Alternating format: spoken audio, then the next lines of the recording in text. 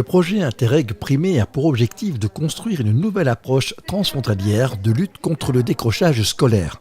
Il s'appuie sur les pratiques préventives et restauratives ainsi que les méthodes et outils issus de l'application des recherches intelligence multiples.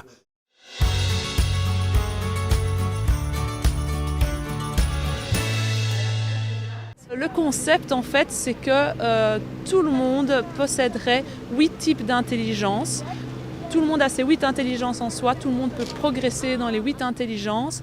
Et c'est intéressant au niveau pédagogique parce que ces 8 intelligences peuvent devenir 8 types d'approches d'une matière en classe pour enseigner une matière en classe et pour parler au plus grand nombre d'élèves et accrocher le plus grand nombre d'élèves. C'est de prendre surtout plus de plaisir en classe et de retrouver vraiment la joie et le goût de l'apprentissage. Et ça peut aussi aider dans le choix d'orientation, que ce soit pour les options au fur et à mesure du parcours en secondaire ou pour les études par après.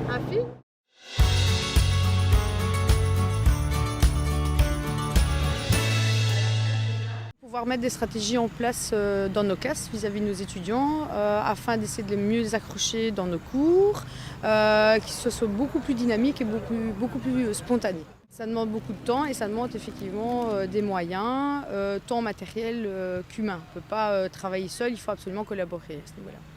Alors, la théorie des intelligences multiples qui nous a été transmise par la Belgique a été pour nous vraiment un nouveau regard sur les jeunes.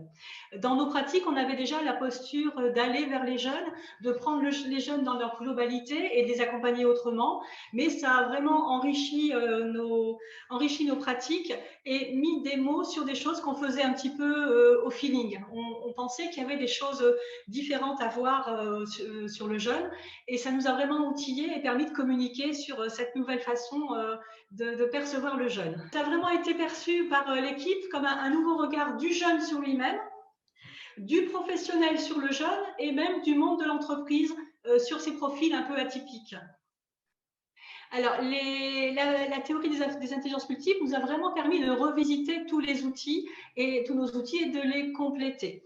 Par rapport à notre pratique, sur le regard qu'on peut avoir sur les jeunes, on a changé déjà le climat, l'ambiance dans lequel on l'accueille. On a accordé beaucoup d'importance à créer des conditions favorables pour le mettre à l'aise, mais aussi pour qu'il puisse révéler ses talents. On a diversifié nos outils dans le sens où on est sorti, par exemple, lors du premier entretien, simplement d'un questionnement sur quel est ton parcours, où finalement c'était très creux puisque ces jeunes ont quitté l'école de façon prématurée, ont peu d'expérience, pas de diplôme, donc peu de choses à raconter. Et pourtant, on sait qu'ils ont plein de talents et on a créé des conditions pour pouvoir leur permettre d'exprimer ces talents. Donc, en favorisant, par exemple, aussi bien des ateliers en collectif, en travaillant sur du visuel, on a travaillé beaucoup sur des photos, sur des mots, pour vraiment créer les conditions où ils puissent exprimer des choses qu'ils n'avaient pas perçues en eux. L'accompagnement m'a apporté déjà de l'assurance en moi et puis après pouvoir trouver ce qui me plaisait vraiment dans la vie. La chose dont je suis le plus fière dans le parcours que j'ai fait, c'est déjà le dépassement de soi, pouvoir prendre confiance en soi et avancer par nous-mêmes. Avant, je me percevais plus comme une personne timide, mais pour de vrai, je ne suis pas vraiment timide. C'était plus, on va dire, un masque dehors que quand j'étais à la maison, c'était complètement différent.